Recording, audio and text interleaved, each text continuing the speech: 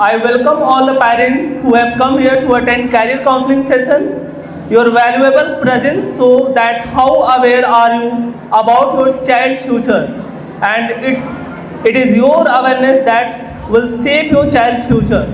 That's why to give a new shape to your future of our children, today Mr. Rasmi Ranjan is present among us. Mr. Rasmi Ranjan has started his career and having 19 plus year work experience working closely with several re-owned corporate and government enterprises in India and US market. Since December 2016 onward, he has dedicated his life to his family-owned non-profit organization Surya Veena Adarsh Niketan Trust, which is having CSR 180G, 12AA and AB certificates.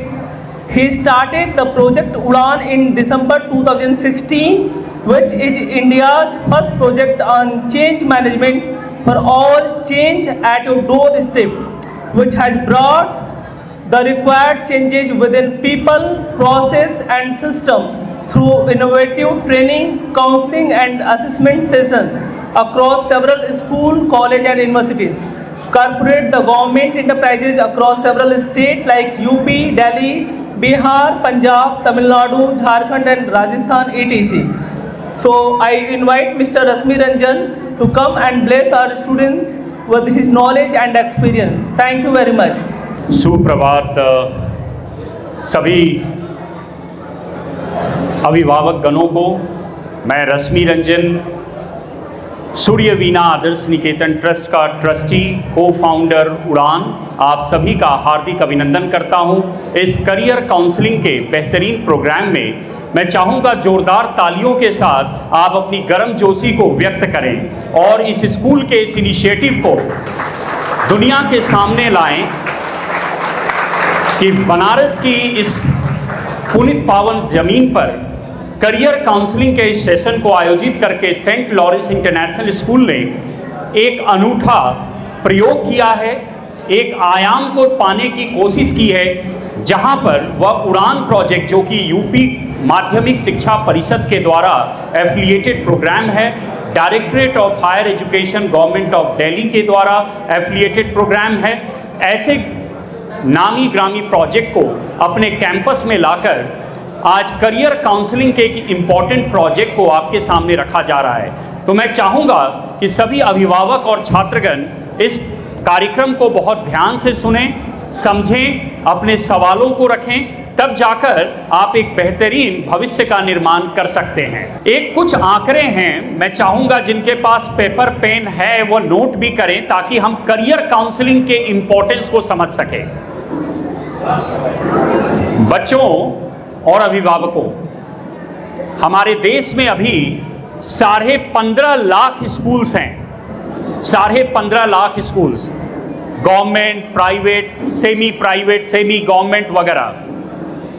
ये 15.5 लाख जो schools हैं, इसमें करीब 96 lakh teachers पढ़ा रहे हैं, 96.5 lakh teachers पढ़ा रहे हैं। कितने बच्चों को? 26.5 करोड़ बच्चों को। 26.5 crore students are being taught in this 15 lakh schools by over 96.5 lakh teachers। और सोचने का विषय यह है कि इन स्कूलों में 60% स्कूल सरकारी हैं, 60 से 65% स्कूल सरकारी हैं। पर अगर आप देखें बच्चों का रेशियो तो करीब 45 से 50% बच्चे प्राइवेट स्कूलों में पढ़ रहे हैं, जबकि 35 से 40% स्कूल ही प्राइवेट हैं। फिर भी 40 से 45% बच्चे इन स्कूलों में पढ़ रहे हैं और ये नंबर बढ़ते जा रहे हैं। मैं इन आंकड़ों से करियर काउंसलिंग को जोड़ने का प्रयास कर रहा हूं, आपको समझाने की कोशिश करूंगा कि क्यों करियर काउंसलिंग आज के डेट में इंपॉर्टेंट है, परम आवश्यक है।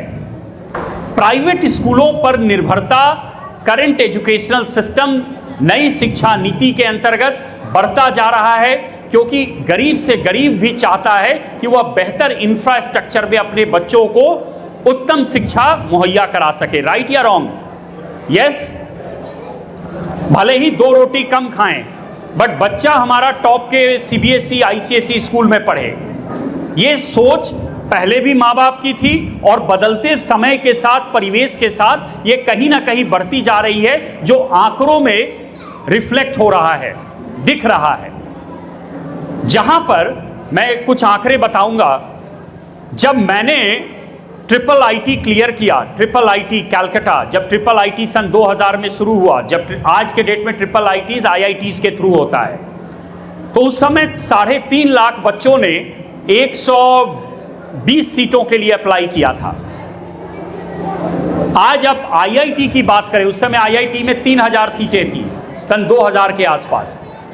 आज आईआईटी में 17,385 सीट है और बैठ रहे हैं 16 से 18 लाख बच्चे। 2 सत्र में जेई मेन एग्जाम होता है और उसके बाद एडवांस होता है 23 आईआईटीज में प्रवेश पाने के लिए। मैं कई कोचिंग संस्थाओं का हेड रहा, इंडिया के टॉप कोचिंग संस्थाओं का भी हेड रहा, केरला में पोस्टेड रहा। मैंने देखा केरला में सुबह 4 बजे बच्चा अपने घर से निकलता है, ट्रेन पकड़ता है ताकि वो कोझिकोड, कैलिकट जिसको कहते हैं कोझिकोड, जहां एनआईटी कैलिकट, आईआईएम कोझिकोड वगैरह जैसी प्रतिष्ठित संस्थाएं हैं, वहां पहुंचता है कोचिंग लेने के लिए, आईआईटी में प्रवेश पाने के लिए, एनआईटी में प्रवेश पाने के लिए। और वहां तैयारी मैं देख रहा हूं कक्षा 6 से शुरू हो जाती है। बच्चे को करियर के बारे में पता रहता है क्योंकि उसका पिता, क्योंकि आपको पता है सबसे ज्यादा साक्षर राज्य कौन सा है? केरला। Very good. केरला सबसे ज्यादा साक्षर राज्य है, 100% लिटरेसी की बात होती है, राइट? तो वहां पर बच्चों को कक्षा 6 से ही फाउंडेशन प्रोग्राम में लोग आईआईटी के लिए, नीट के लिए डाल देते हैं। और हमारे यहां, मैं यूपी की बात कर रहा हूं, जहां मैं पहले 8 सालों से हूं और उड़ान को पूरे देश में चला रहा हूं, जब से मैं गोरखपुर आया 2016 में ट्रांसफर होके, उसी कोचिंग संस्था के द्वारा केरला से यहां। तो यहां पर जब मैं बच्चों से, सरकारी विद्यालय जहां 3000-4000 बच्चे पढ़ रहे हैं, पास आउट होते हैं 12वीं, मैं उनको कॉल करके पर्सनली जानना चाहता हूं कि वो 12वीं के बाद क्या करना चाहते हैं, तो कहता है भैया कहे हैं लखनऊ से ग्रेजुएशन कर लो, फिर क्या करना है, फिर सरकारी नौकरी की तैयारी करना। भैया ने कहा है अपना कोई एम्बिशन बच्चों को क्लियर ही नहीं है। प्राइवेट स्कूलों में क्या होता है, बच्चों को बताया जाता है ओलंपियाड के बारे में, science olympiad, maths olympiad, right? इस तरह के एग्जाम्स क्लास 6 से होते हैं। ये प्राइवेट स्कूलों में, सीबीएसई आईसीएसई में बड़ी आम सी बात है। सरकारी स्कूलों में बच्चों ने ये सुना भी नहीं है। ये मेरा खुद का पर्सनल ऑब्जर्वेशन है, क्योंकि मैं तमाम स्कूलों के कार्यक्रम करता हूं, इसीलिए मुझे पता है। तो आज के डेट में मैं यहां जानना चाहता हूं, एक छोटा सा सर्वे करूंगा और मैं चाहूंगा कि मेरे कैमरा पर्सन जो हैं, कहां है डब्बू जी? ओके, मैं चाहूंगा कि आप इस इंपॉर्टेंट ऑब्जर्वेशन को रिकॉर्ड जरूर करें। यहां कितने पेरेंट्स या बच्चे हैं जो आईआईटी क्लियर करवाना चाहते हैं अपने बच्चों का, या वो बच्चे जो आईआईटी करना चाहते हैं? हाथ उठाइए। एक छोटा सा सैंपल सर्वे है, आप लोगों को भी। कितने लोग हैं जो आईआईटी करना चाहते हैं या करवाना चाहते हैं अपने बच्चों का? वो हाथ उठाइए। 1 2 3 4 5 6 7, ओके, 7 8 9 लोग हैं। ओके, 9 10, ठीक है। कितने लोग हैं जो मेडिकल नीट करवाना चाहते हैं अपने बच्चों को, मेडिकल डॉक्टर बनाना चाहते हैं? 1 2 3 4 5 6 7 8 9 10 11 12 या 13 मैं सर्वे, ओके, 9 10 इंजीनियरिंग, 12 13 मेडिकल। कितने लोग हैं जो डिफेंस में अपने बच्चों को भेजना चाहते हैं, वो डिफेंस एनडीए वगैरह क्लियर करना चाहते हैं, एनडीए या डिफेंस आर्मी की नौकरी? 1 2 3 4 5 6 7 8 9, ओके, 10 लोग डिफेंस में, okay, madam also they, 11, okay, wonderful. आसपास का मामला है, कितने लोग हैं जो चार्टर्ड अकाउंटेंसी या बैंकिंग वगैरह लाइन में जाना चाहते हैं? चार्टर्ड अकाउंटेंसी या बैंकिंग? एक मैडम, एक ही, दो लोग बैंकिंग में जाना चाहते हैं। ओके, 2 3, ओके 3 लोग बैंकिंग में। ओके, कितने लोग हैं जो सिविल सर्विसेज में जाना चाहते हैं, यूपीएससी वगैरह क्लियर करना चाहते हैं? अपने बच्चों को हाथ एकदम बुलंदी के साथ उठाइए, आप अच्छी चीज़ों के लिए हाथ उठा रहे हैं। 1 2 3 4 5 6 7 8 9 10 11 12, आखिरी तक गया है हाथ, 13 14 15। Okay great, UPSC. अच्छा, कितने लोग हैं जो अपने बच्चों को सर्वश्रेष्ठ सबसे अच्छा इंसान बनाना चाहते हैं?